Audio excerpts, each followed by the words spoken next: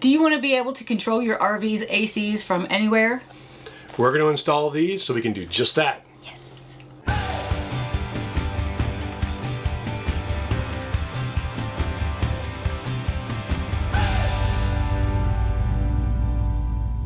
If you've watched our channel for a while, or maybe you just saw our RV pet safety video a few weeks ago, you know that we like to monitor the environment here when we're away from the RV. We like to monitor the temperature and the humidity and the power systems in case something goes wrong while we're away. And we do have several ways that we do that.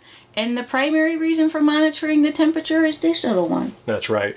If you leave pets in your RV and you go away, you really need a way to monitor their environment, because RV park power systems can just fail. Power goes off, your ACs go off, and these things heat up like a car in a Walmart parking lot on a Saturday afternoon in August. It's scary. Our problem has been that anytime this type of issue happens, we're usually several hours away. Right, and then we've got to schlep all the way back to the RV just to push a couple buttons on the thermostat and leave again. Yeah, but it probably has saved Daisy's life a couple times. That's true. These are going to change that.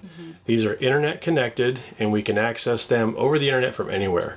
Now, this does not include the Wi-Fi system, so you do already have to have your own Wi-Fi, whether it's a hotspot or a full-blown system like ours. That's not going to be covered in this. We do have a separate video on that. A lot of people with newer RVs might already have something similar that's built into your RV. Our unit is a 2018, and we do not have a one control that does something like that. Yeah, for those of you that do have those newer systems, that's awesome. And I know a lot of you have connected them to the internet, so you can do all of this via the One Control app, or maybe there's some other one for different models. But our thermostats are dumb. Just plain old buttons. Yeah, so if the power blows, they don't come back on. That's right. Now, you might also be wondering, well, why can't I just use like a Nest or an Ecobee or one of the other many home smart thermostats? And that's a good question. There's a couple of reasons. One is that RV systems are 12 volt and most of your home systems are 24 volt, but that's only a small part of the problem. The other part of the problem is many RVs have multiple systems integrated. For instance, our main AC is also a heat pump, but we also have a furnace. And regular old home thermostats don't know how to control multiple heat sources and cool sources. Also, RV thermostats are designed to kick on the furnace whenever there's a gap in the temperature setting and the measured temperature to kind of help out the heat pump. So there's lots of reasons why you need one that's really designed for RVs. And it looks like you have one for each unit? Yep, I've got 3 of these that I'm going to install. You're going to see it's super, super easy, and let's go do it. Have at it, Chad. So before I get into installing this right here on our main AC, full disclosure, you might notice that I've already got some command strips here and over here, and that's because I've had this installed once before.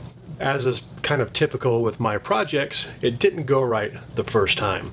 And there was something unique or weird about our system that when the compressor kicked on, it somehow interfered with the measurement on here, and the temperature would jump 3 degrees instantly. I worked with Firmware on this and gave them measurements. We went back and forth a few times, and they figured out what it was and fixed it. So first off, if you get one of these and you install it and you see some weird anomaly where it jumps a few degrees, they do have a fix for it and they'll take care of it. So we're going to get this installed and test out that it all works. It's really, really super easy, as you're going to see. Another thing of note is that there are many different air conditioning systems and control panels and things like that on various RVs. So the first thing you're going to want to do is go to a link down below, and it'll walk you through. You'll pick out what your thermostat looks like, what type of controller you have.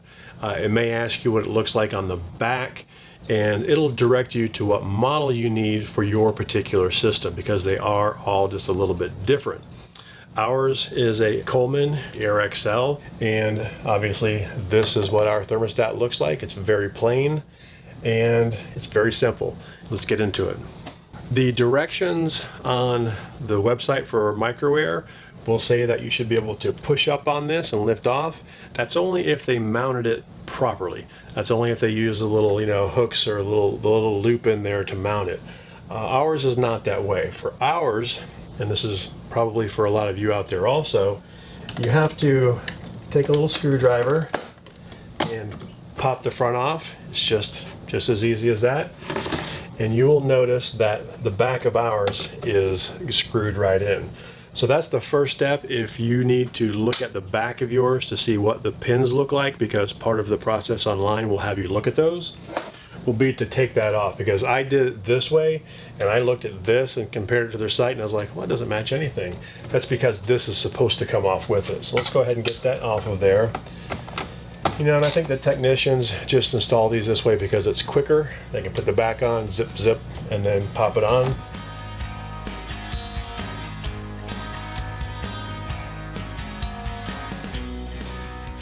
So the picture online says, does yours look like this? And it does. And you're going to see this is super simple. I've already shut off the breaker. Even though it's only 12 volts DC here, I just wanted to go ahead and shut the breaker off for the AC just in case I accidentally touch a couple of lines and it sends a signal to start up. You're going to notice that the back of this looks just like the back of this, and all you've got to do is push the little things in there, they're spring loaded. The wires pop right out and you pop them into here, and that's it. So let me move you up closer here and you can kind of see this in action. So how you do this is really up to you, but I will tell you, whenever you are ready to take something apart like this, the very first step is to get a picture of it before you take it apart. Maybe even get a couple different angles. That way if you need to get back to where you started, you've got a picture of how to get there. Now the way I like to do this is just a couple wires at a time, and I'm going to go from left to right here. And you can see I've got a little flathead screwdriver, but you could probably just use a fingernail if you wanted to. In fact, let me just see if that works. Yep, it works. So I'm going to do red, blue, brown. Just going to do a couple at a time because that's about how many I can remember. Red, blue, brown. And you'll want to look at your markings here. Make sure you start on the right side, but they are set up pretty much identical. This one's got the pushes on the top, so does that one, so just take them straight across. So red, blue, brown. Should have got my glasses. Yeah, I need my glasses. Oh, I can see so much better with my glasses. Brown, green, yellow, orange, and white. Green, yellow, orange, white. Green, yellow, orange, white. Easy enough. Green, yellow, orange, white. Gonna give them each a little tug, make sure they're secure in there. And that is it. It is wired. I'm going to tuck these in here. Now this does come with a little mount that's really easy to put on here. I just wanted to use command strips on here in case I ever wanted to take this off and take it with us to a new RV, but it'll probably just stay on here, and I'll probably mount the other ones the proper way so you can see that. That's it. It's installed. Let me move the camera so I can show you the interface. Now it's installed. I am going to show you both my phone screen and this side by side. So let me launch the Easy Touch RV app. Now you can see that I've got the Connect Bluetooth or Connect Wi-Fi. We don't have this connected to Wi-Fi yet, so my only option is Bluetooth. And I can click on the upper right. This is Add Device. And you can see, bam, there it is. The first thermostat, Easy Touch, whatever that number is, probably just a serial number. Enter a name. So this is where you're going to want to call this like living room. Hit OK. Successfully added device. Now you can see I've got my living room device. I click it again, and there it is. So you can see the displays match each other. It says it's 73 degrees inside. We're connected via Bluetooth, and it is off. So now I can turn it on either via the app or the display here. So I'm going to do it on the display, and you'll see it happen on the phone at the same time. So I'm going to touch that and then hit it again, and then display mirrors it. Takes a second. There it is. Now, one thing about this touchscreen display here is it's not like an iPhone or a smartphone. It's not capacitive where you can just barely touch it. You do have to push it a little bit, and I am going to turn it up so it doesn't turn on quite yet because I don't want the noise. You'll see that reflected on the phone also. The next thing I want to do here is I want to connect this to Wi-Fi. So I'm going to go into the gear icon on the upper right. I am going to say edit Wi-Fi settings, and I'm going to put in the name of our Wi-Fi. A little tip here, it does have to be a 2.4 gigahertz Wi-Fi. This cannot connect to a 5 gigahertz Wi-Fi. So, you know, most routers can do both, and that's fine. Let me put that in here. It is going to reboot and come back up, and hopefully that icon right here turns green in a second. There it is. We are green. Now I can go back on my display here on my phone.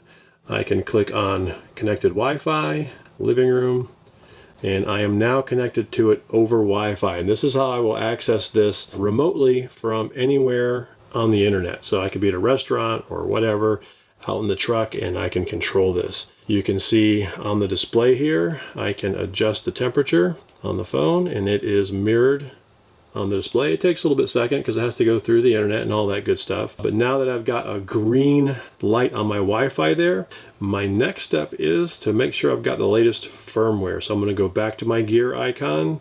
I'm going to click on check for updates. No update found. But if there were an update, you want to put the latest firmware on there, and this device, this interface will take care of that for you. Go to my gear icon here, and then I want to go to the heating sources, and I want to tell it what type of heating sources I have. So I have heat pump and we have furnace. That's what those icons are. You get a little card with the system that shows what these icons mean. So now if I were to go back here, I have those options now, as well as fan only, heat and cool, furnace, heat and cool, heat pump.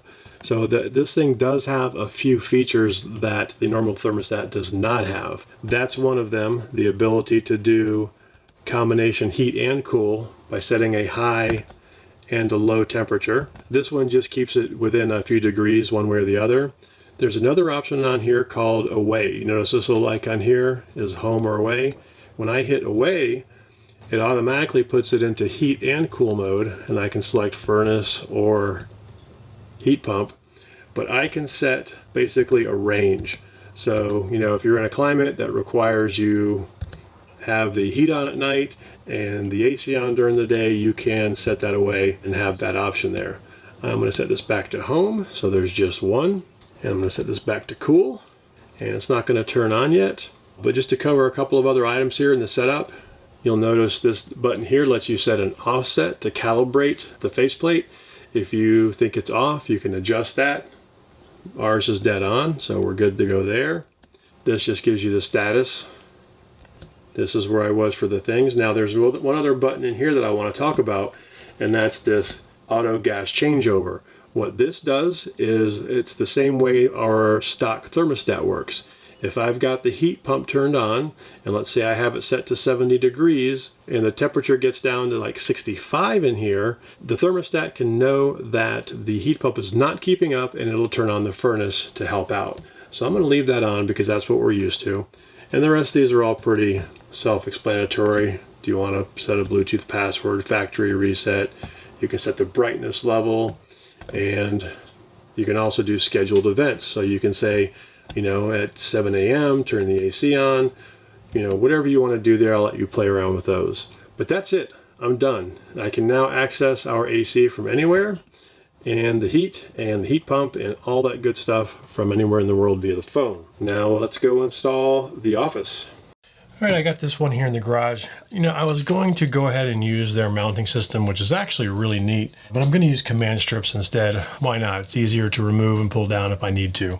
But just to show you what they've got here, you'll notice it comes like this, which is kind of neat because you don't have to worry about trying to space these out. You can just put this up against the wall, make a couple marks, drill a couple holes, anchor them, insert them, and then you cut off this part in between here so that you end up with two spacer nubby things, and those just go right into here and locks right down. This makes sure that you get the spacing between the two perfect without even trying. But You know we love command strips, so I've got those all set up and ready to go here. This one works just like the other one, with one minor exception, and I'll show you when we get to that.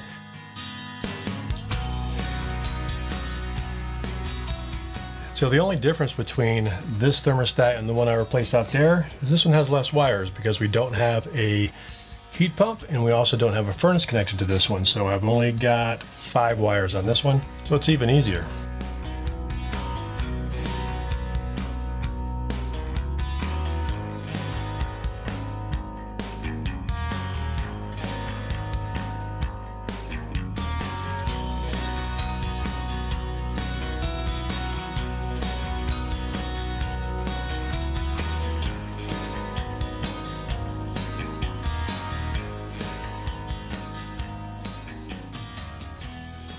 Command strips are so much easier.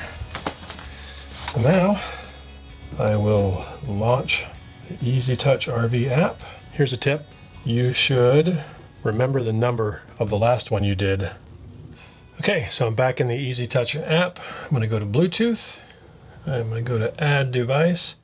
I know that 670 was the last one I did. I had to go back to my recordings to look at that, to pick that up. So 695 is this one. I'm going to call this one Office. Add a device. Go into it now. And there it is. First thing I'm going to do is go edit the Wi-Fi settings and put that stuff in there. And then when I send that to the device, it reboots itself. I'm going to wait for my Wi-Fi to turn green. There it is, it's green now. I'm going to go back out here. I'm going to connect over Wi-Fi to it just to make sure. Looks good. Now I'm going to check for firmware updates. Aha! An update is found. Now a little note here. When you update the firmware on here, there's really no indication that anything is going on. But right now this is downloading it directly from the internet to itself, and it will reboot once it's done. I'm just going to leave it alone. Maybe I'll turn it on for a minute. My hope is that while it's on and running, when it reboots itself for the firmware update, it'll shut off and I'll know. Because when I did the initial one, I just kept trying to update it and update it and update it. There was really no indication that it was working on it in the background, but I'm just going to let this run for a little bit and let it do its thing. While this one updates its firmware, I'm going to go do the bedroom, and then I'll come back and do a firmware check on this to see if it did its thing. I wish it had some kind of indication that something was going on there. Be sure to stay till the end because we have a discount code.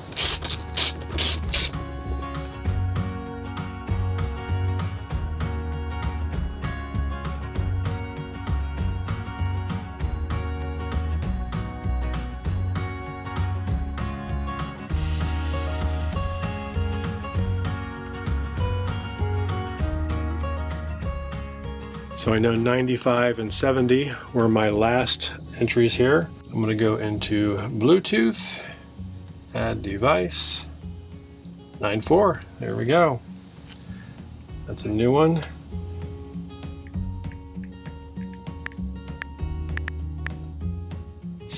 Add a device. Boom. Now I've got all 3 in here. Let me go out here to Wi-Fi. Bedroom. There it is. Temperatures match. Check for updates. Same update. And we'll let it do its thing. And now we'll go back and check the office and see if it's done updating. Another feature that this has, since we're in here talking about the bedroom unit, we don't like any lights or gauges or dials or anything lit up in here at night. We like it completely dark. So if you go into settings here, you'll notice first of all that there is a brightness setting. And if I touch that, that has a night mode on it. And this basically, if I don't have night mode on, I can set the sleep level all the way down to 1. And that just basically shows me how bright it will be until I touch it and activate the display. And then of course, level 5. If I hit the night mode button, it sets that to 0, and now when it sleeps, it will go completely black. And then to reactivate it, you just touch it. There we go. So now it's completely dark, and now to activate it, I just touch. And again, it's not a capacitive touch, you know, where it's like you barely touch it. You have to actually push on it and create pressure, and then you can operate it. Got all three installed now. I'm gonna check and verify that this guy here got his firmware update. So I'm gonna go ahead and connect over Wi-Fi to the office. Loading. 72, it's right, it's connected. I'm gonna go into settings and check for updates. No update found. Perfect. So now this guy is up to date. You'll notice that I didn't go in here and go and add the heating sources and all that stuff because I don't have any heating sources at all. So right out of the box for just a plain AC, connect to Wi-Fi, update your firmware should be all you need to do. Now you can see when I'm out and about, I can control my living room, office, or bedroom ACs from anywhere.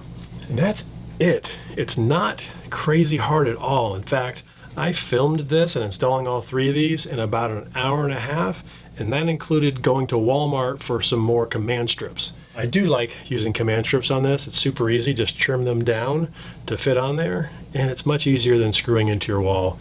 It's not heavy, it's not gonna fall off. It'll stay on there, you know, until you take it down. But it does make it nice because I can just, it's stuck on there pretty good. I can pop it right off if I want to and get to the wiring, do whatever, take it off, put it in a new RV or whatever I wanna do. You get all the benefits of accessing it remotely, as well as some other features in there like home and away mode, a high-low temperature mode, all kinds of stuff. So it's definitely a much better thermostat even as is, but the fact that we can access it over the internet is key. We did buy these, we're not in a partnership or anything with these, but I did contact the seller on Amazon. These are made by Microware, but a reseller of them is called Hutch Mountain. We've worked out a deal. If you go to their website and order and use code Changing Lanes at checkout, and you'll get $10 off every unit. Now we can access all of our ACs from anywhere in the world, literally. So we'll be looking forward to the next time our power goes out. We don't have to schlep our way all the way back to the RV. We can just do it right here. See you next time. Do you want to control your RV ACs from anywhere? We're about to install these and find out. Find out what? I don't know. Let's do it over. Why are you sitting over there crying? Because you got a thing on your neck and you feel like you're paralyzed? She's like, I got this thing on. I can't move. Okay. I think I picked the wrong one. I think I just reset the bed, the office, bedroom. I felt like both of us were super cheeseball. And that's it. We're good to go. It's a bird.